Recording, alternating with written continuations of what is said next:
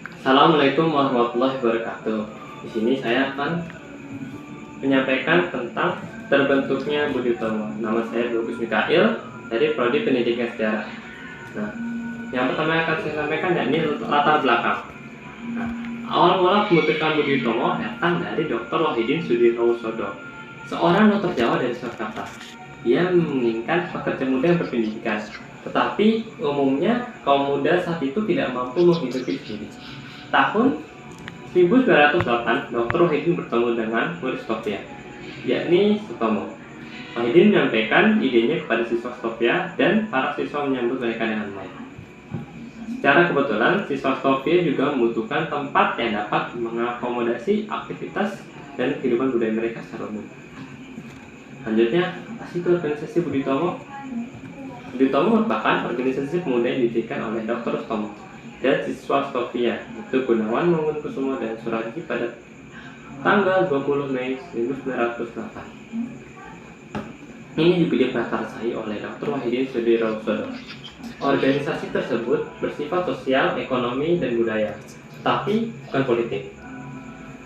Pendirian Budi Utomo menjadi awal dari sebuah gerakan yang bertujuan untuk mencapai kemerdekaan Indonesia. Pada saat itu, organisasi tersebut awalnya hanya ditujukan untuk kelompok-kelompok berpendidikan yang ada di Jawa.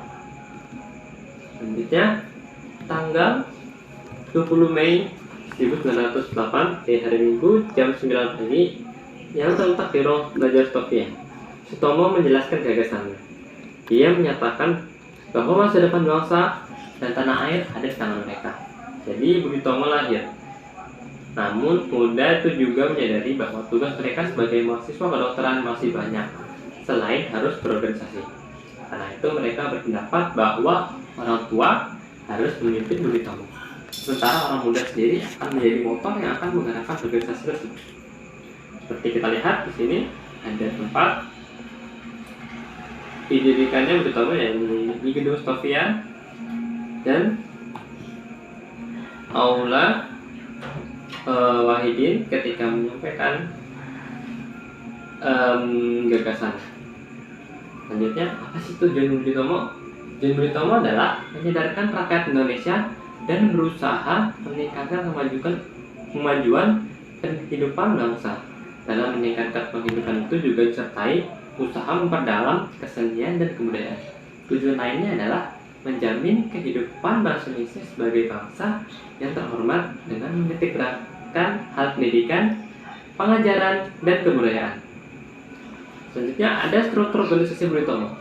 Nah, ketuanya yakni bernama Raden Sutomo, wakil ketuanya M. Sulaiman, sekretarisnya Gundos Suwarno, sekretaris 1, sekretaris 2 Gunawan M. Kusumo, bendahara Erlangga, komisaris M. Suwarno, komisaris Muhammad Saleh, komisaris lagi M.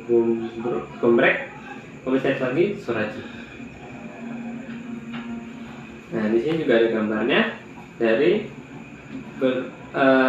tokoh pelopor Budi Utomo.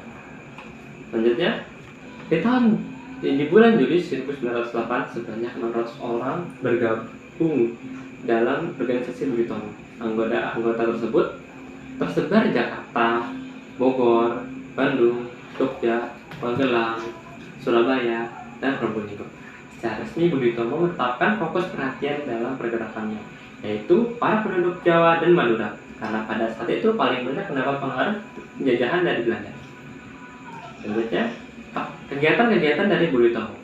Di tahun 1908, pada awalnya Budi Utomo ditolak oleh sebagian besar golongan PRI atau bangsawan. Hal ini dikarenakan kaum PRI pendukung birokrasi dari golongan ningrat tidak senang terhadap gerakan yang mengancam kedudukan kaum bangsawan yang menjadi penguasa dalam birokrasi.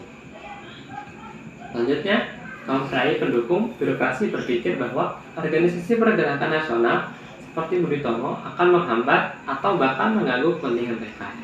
Organisasi seperti Budi Utomo juga dianggap akan bentuk penggerak-penggerak yang nantinya akan melakukan perubahan terhadap struktur sosial yang telah ada. Para penggerak ini akan menjadi kaum terpelajar yang akan mengurangi ruang lingkup kekuasaan tunggal birokrasi. Meskipun kaum terpelajar pada masa awal pergerakan nasional masih didominasi oleh kaum bangsawan, namun tidak menutup kemungkinan Budi Utomo dapat membahayakan kedudukan kaum penguasa terkait status sosialnya. Selanjutnya, tapi kemudian Budi Utomo memperoleh dukungan tanpa syarat dari kalangan cendekiawan atau kaum intelek Jawa yang peduli terhadap pendidikan bangsa. Menyikapi hal ini, para pelajar dan mahasiswa yang tergabung dalam Budi Utomo memberi kesempatan kepada golongan tua kaum cendekiawan untuk memegang jabatan penting pergerakan Budi Utomo ini.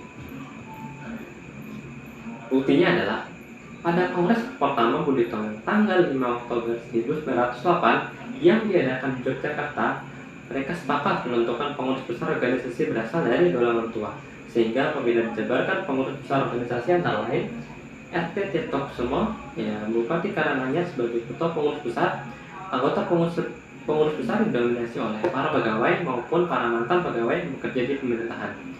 Pengurus organisasi adalah dewan pimpinan yang merupakan para pejabat generasi tua. Mereka adalah pemerhati pendidikan. Penetapan pusat organisasi Budi Utomo adalah di Yogyakarta. Pengurus Budi Utomo pertama ini berhasil mencapai kesepakatan tentang tujuan organisasi, yaitu untuk mewujudkan cita-cita memajukan bangsa dan negara yang harmonis. Hal utamanya adalah bidang pengajaran, pertanian, peternakan, dagang, teknik, industri, dan kebudayaan. Selanjutnya, ada perdebatan pendapat atau perbedaan pendapat dalam kongres pertama tersebut. Perbedaan itu disebabkan oleh adanya kelompok minoritas yang dipimpin oleh Dr. Cipto Mangunkusumo. Kelompok minoritas ini bermaksud dan berkeinginan memperjuangkan Budi Utomo agar menjadi partai politik yang nantinya bermanfaat untuk mengangkat rakyat secara umum, jadi terbatas hanya pada kaum bangsawan. Mereka juga menginginkan agar pergerakan Budi Utomo tidak sebatas di Jawa dan Madura, namun cakupannya menyeluruh ke seluruh Nusantara. Namun pendapat Dr. Cipto Mangunkusumo tidak berhasil mendapat dukungan. Pada akhirnya tahun 1909, Dr. Cipto Mangunkusumo mengundurkan diri dari Budi Utomo. Nah, selanjutnya di tahun 1924, Utomo yang merasa tidak puas dengan Budi Utomo merasa tidak puas itu disebabkan karena seiring berjalannya waktu, asas kebangsaan Jawa pada Budi Utomo sudah tidak sejalan lagi dengan asas kebangsaan yang sifatnya nasionalis. Sutomo kemudian mendirikan Indonesia Study Club di Surabaya tahun 1924. Indonesia Study Club seiring perkembangannya kemudian menjadi Persatuan Bangsa Indonesia atau PBI. Di tahun 1927, Utomo bergabung ke dalam pergerakan PPPKI atau Permufakatan Perhimpunan Politik Bangsa Indonesia. Di tahun 1927, PPPKI adalah sebuah gerakan yang Insinyur Soekarno sebagai pelopornya. Meskipun demikian, Budi Utomo tetap berkecimpung pada kegiatan-kegiatan kebangsaannya. Selanjutnya di tahun 1928. Di tahun ini Budi Utomo mengambil suatu langkah maju dengan menambah asas dan tujuan pergerakannya, yaitu turut berusaha mewujudkan cita-cita persatuan Indonesia. Ini adalah langkah bijak perjuangan, sebab pada saat itu semangat persatuan bangsa Indonesia sedang berkibar di bumi Nusantara. Dari situ terlihat bahwa Budi Utomo sedang berusaha memperluas gerakannya. Budi Utomo tidak hanya mementingkan target Jawa dan Madura, tapi secara keseluruhan Budi Utomo juga memperhatikan persatuan Indonesia. Nah, tahun 1935, usaha mencapai persatuan Indonesia dilanjutkan dengan melakukan fusi atau bergabung dengan PBI, Persatuan Bangsa Indonesia. Persatuan ini dipimpin oleh Sutomo. Hasil fusi ini membentuk Parindra atau Partai Indonesia Raya. Dengan ini maka berakhirlah Budi Utomo yang berperan sebagai organisasi pergerakan Indonesia. Seperti yang dilihat di bawah, itu adalah foto dari Partai Parindra. Banyak sekali orangnya. Selanjutnya, apa aja sih upaya-upaya dari Budi Utomo? Nah, yang pertama, memajukan pengajaran sama seperti apa yang dibayangkan oleh Dr. Wahidin Sudirohusodo. Ini adalah upaya pertama untuk mencapai kemajuan nasional. Selanjutnya, mempromosikan pertanian, peternakan, dan perdagangan. Jadi dipahami bahwa kemajuan juga harus mencakup bidang ekonomi. Yang ketiga, memajukan teknik industri, yang berarti bahwa kala itu telah menjadi ideal. Yang terakhir, menghidupkan kembali kebudayaan. Selanjutnya, perkembangan Budi Utomo. Organisasi Budi Utomo adalah organisasi modern pertama yang berdiri dan didirikan bangsa Indonesia. Perjuangan Budi Utomo terarah pada gerakan memajukan nasib bangsa. Program utama Budi Utomo adalah memperbaiki kondisi dan nasib bangsa dengan cara memperbaiki pendidikan dan pengajaran. Dalam pendidikan dan pengajaran, ini juga tak lupa menyatakan ajaran kebudayaan. Program Budi Utomo mengarah kepada kegiatan sosial yang sifatnya pun sosial. Budi Utomo pun belum dapat dibentuk atau dianggap sebagai organisasi politik karena ketika itu pemerintah kolonial Belanda sangat ketat dalam membuat peraturan organisasi. Selanjutnya, kader Budi Utomo juga telah membangkitkan rasa persatuan bangsa Indonesia hingga banyak lahir organisasi-organisasi pergerakan sehingga kemudian dikenal apa yang disebut sebagai pergerakan nasional di Indonesia. Gerakan Budi Utomo yang awalnya terpusat pada rakyat Jawa dan Madura membuahkan anggapan dari banyak kalangan bahwa Budi Utomo merupakan organisasi kedaerahan. Ini didukung pula oleh salah satu programnya, yaitu memajukan keharmonisan bagi bumi Jawa dan Madura. Selanjutnya, apa itu dampaknya bagi masa sekarang? Organisasi Budi Utomo telah menjadi cikal bakal dari pergerakan nasional di Indonesia, sehingga banyak organisasi lain yang muncul dan terpengaruh organisasi tersebut. Bagi masa kini, Budi Utomo adalah tonggak lahirnya pergerakan nasional yang terjadi di awal abad 19 saat itu. Hingga kini, tanggal 20 Mei selalu diperingati sebagai Hari Kebangkitan Nasional. Dan hari itu akan terus menjadi inspirasi bagi pemuda sekarang untuk berusaha mewujudkan salah satu tujuan dari Budi Utomo saat itu, yakni menjamin kehidupan pendidikan serta budaya di Indonesia. Seperti yang digambar di bawah adalah guru yang mengajar murid-murid agar murid-muridnya semakin pintar dan pendidikannya semakin baik lagi. Lalu pandangan ke depan.